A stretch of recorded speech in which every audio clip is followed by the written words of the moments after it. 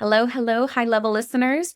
Do you ever hear native English speakers say things like cheer up or crack up or goof around and wonder what they really mean? Phrasal verbs like these are key to sounding natural in English, especially when talking about emotions. Today, we're breaking down 9 super useful phrasal verbs that people use all the time to talk about feeling happy, laughing, and relaxing too. So stick around because by the end of this video, you'll be using them in your own conversations. Yes, we think you will. Welcome back to High Level Listening. This is our channel where we give you side-by-side British and American English all in one place. And today we've got another phrasal verb episode, this time talking all about happiness, laughter, and feeling good. And like usual, this lesson is part of our phrasal verb study pack that's available in a High Level Listening store in the link below. That includes the phrasal verb videos ad-free. You also get exclusive PDF worksheets with lots and lots of activities and exercises to help you remember everything you teach, word lists, and lots of other goodies as well. They'll help you listen, speak, and write more naturally, and you can get all those materials in the link in the description below. All right, so let's jump into today's lesson. As always, we will explain each phrasal verb very simply and give you a very clear definition. Then we'll give you 4 example sentences to help you use them in real conversation. Don't forget that sometimes we have phrasal verbs that have multiple meanings, but we're going to make it easy and we're just going to stick to the topic, happiness, relaxation, and things like that. So ready? Let's go. Let's start with number 1, cheer up. Cheer up. Now, we do need both words here because to cheer, yay, go team. To cheer, okay. So to cheer is to be excited, right? And we also have the word to cheers for like a glass of beer, right? Cheers, cheers. But to cheer up is to start feeling happier or to make someone feel happier. So if you might have had a bad day, someone might say, hey, cheer up. It's not the end of the world. Meaning, hey, you should try to be a little bit happier. It's not the end of the world. Another example sentence, I got her some ice cream to cheer her up after her rough day. So a rough day, a sad day, I want to make you feel better. I want to cheer you up. So I got her some ice cream to cheer her up after her rough day.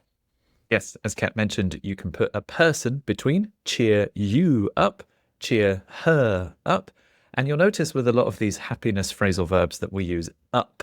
And because up is your happiness increasing, your mood getting better. So we'll use up for happy in a lot of these phrasal verbs. Some more examples. A good cup of tea always cheers me up when I'm feeling down. And if you want to encourage someone who's feeling a little bit down or blue, come on, cheer up. We've still got plenty of time. Okay, the next phrasal verb is light up. Light up. If you see someone light up, you're actually talking about their face. This is when somebody suddenly looks very happy or excited, and you can see it on their face.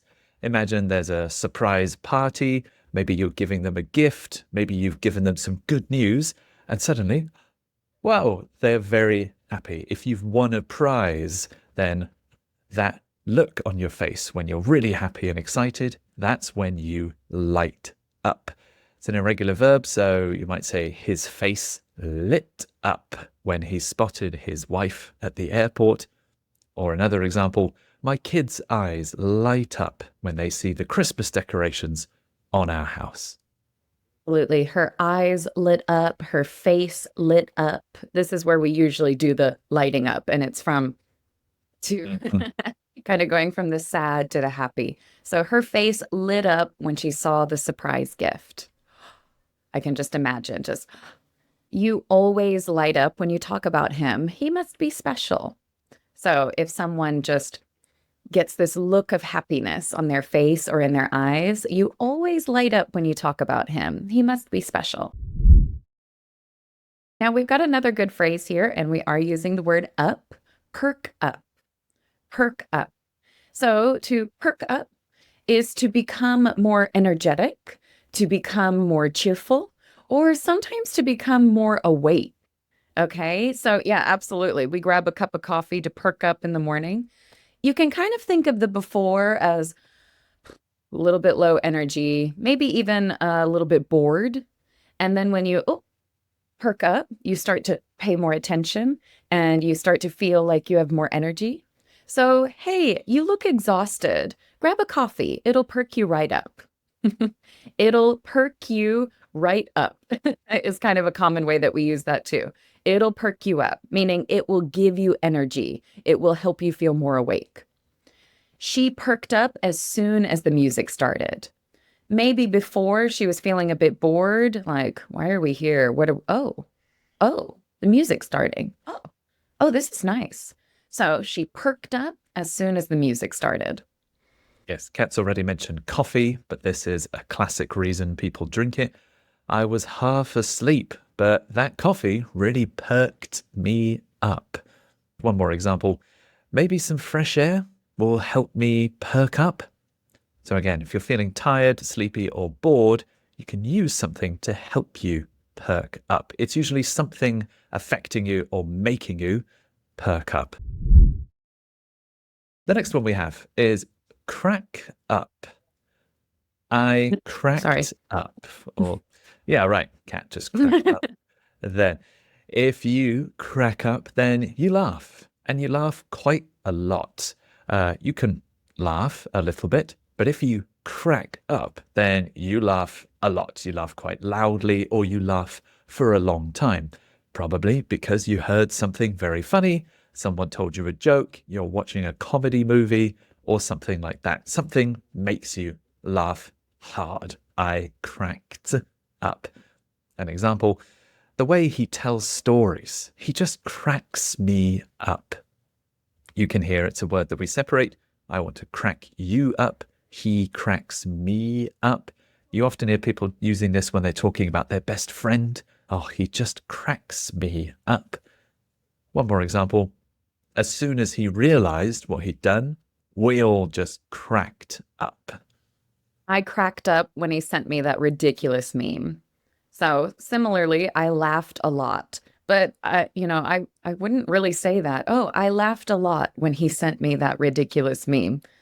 Okay, like we laughed a lot. Okay.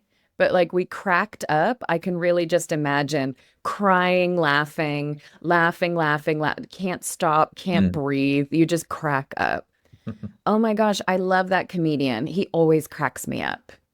So that comedian always cracks me up, cracks her up, cracks them up, cracks us up. All right, our next one is kind of similar. So to crack up is to laugh a lot. And to burst out laughing, I kind of think of it as something as you almost were so shocked by your laughing that it just exploded from your mouth, right? So when you burst out laughing, sometimes people say bust up as well. I really think of it just burst out of your mouth.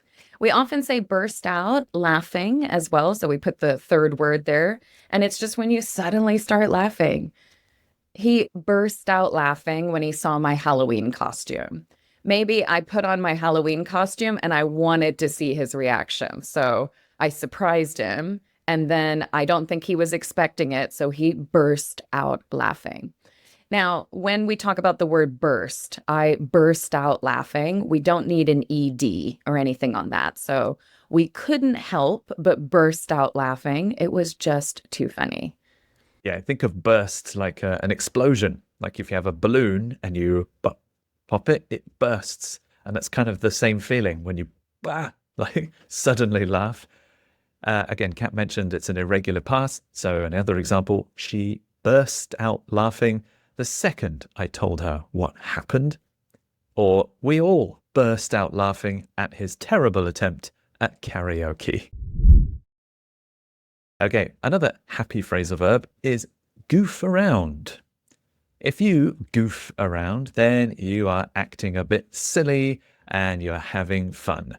I mostly associate this with young people or kids, but adults can also goof around.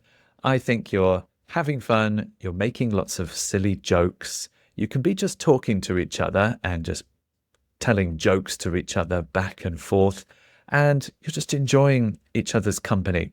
You can be goofing around by doing something physical, or you can just be goofing around, wasting time and chatting.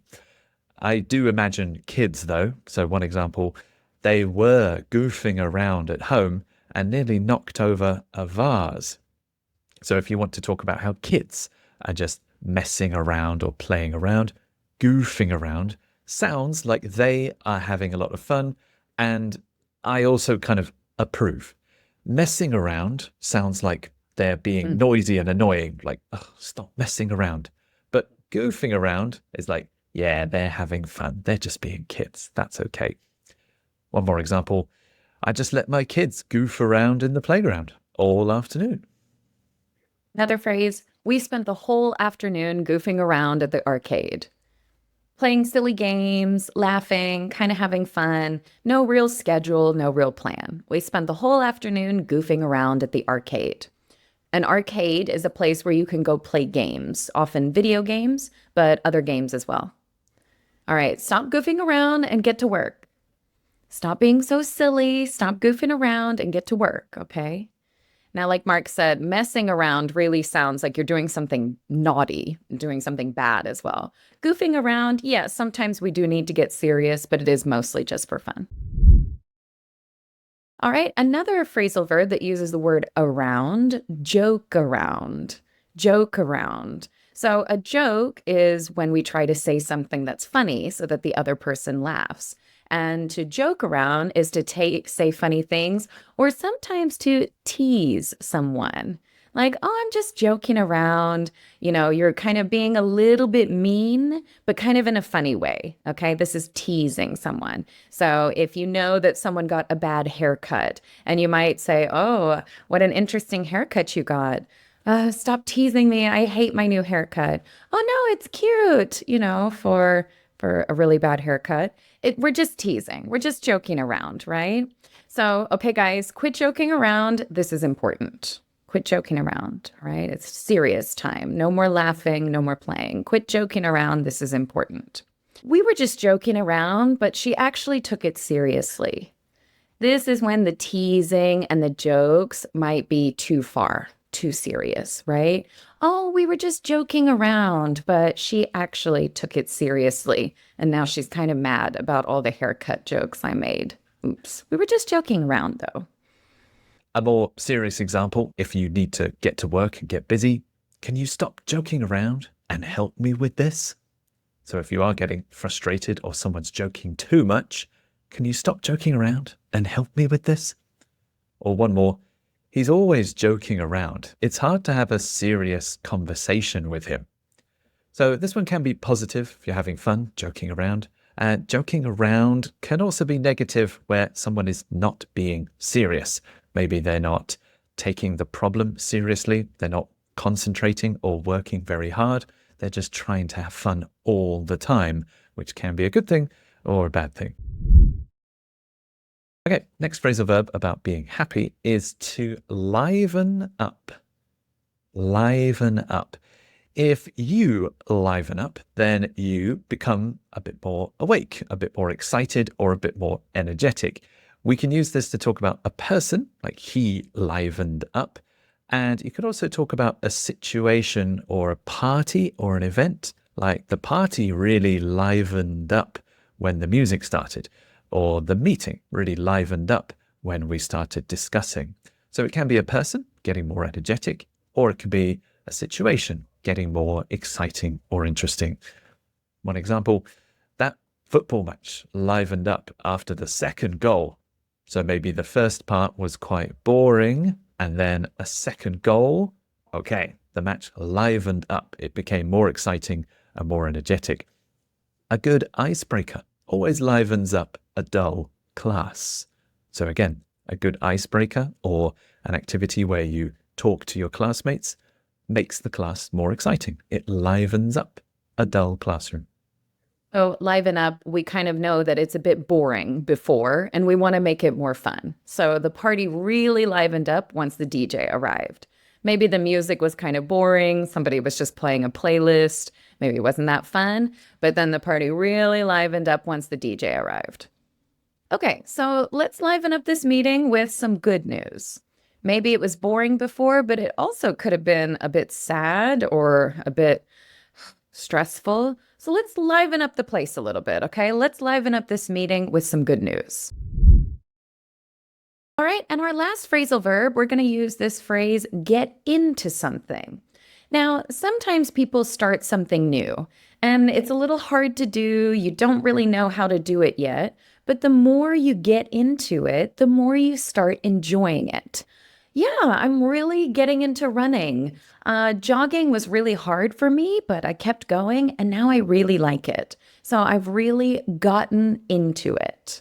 I've really gotten into it. So at first, I wasn't a fan, but I really got into it after a few episodes, meaning more and more I started to like it. I really got into it after a few episodes. Yeah, he's really getting into cooking lately, meaning he is enjoying it more and more, so he's doing it more and more. Yeah, like Kat mentioned, when you get into something, that's when it starts being fun. That's when you start enjoying it. So maybe you start watching a new TV show and you think, I can't really get into this. Like I'm not enjoying it. But on episode 3 or 4, I really got into it. That's when I started enjoying it. So this is why we've included it in the happiness episode. Some more examples. Since I started cycling to work, I've gotten into cycling. Or she's really gotten into running ever since she joined that club. All right, so there you go, everyone. Another amazing set of very useful phrasal verbs to add to your vocabulary and help you talk about happiness, laughter, and feeling good in English. So, which one was your favorite? Have you heard native speakers use these before? Let us know in the comments below. We read and reply to every single one, and we love hearing from you guys. Yes, we absolutely do. If you enjoyed the lesson, please make sure to click like and subscribe as well so you never miss any of the 2 videos we post every single week. And again, if you want to boost your phrasal verb skills even more, don't forget to check out the Phrasal Verbs study pack. It's got this unit and 13 others. And we've got extra worksheet activities, ad-free MP3s, all these things to take your phrasal verb knowledge to the next level. Thank you so much for watching. We really appreciate it. We'll see you next time for another English lesson here on High Level Listening. Bye-bye.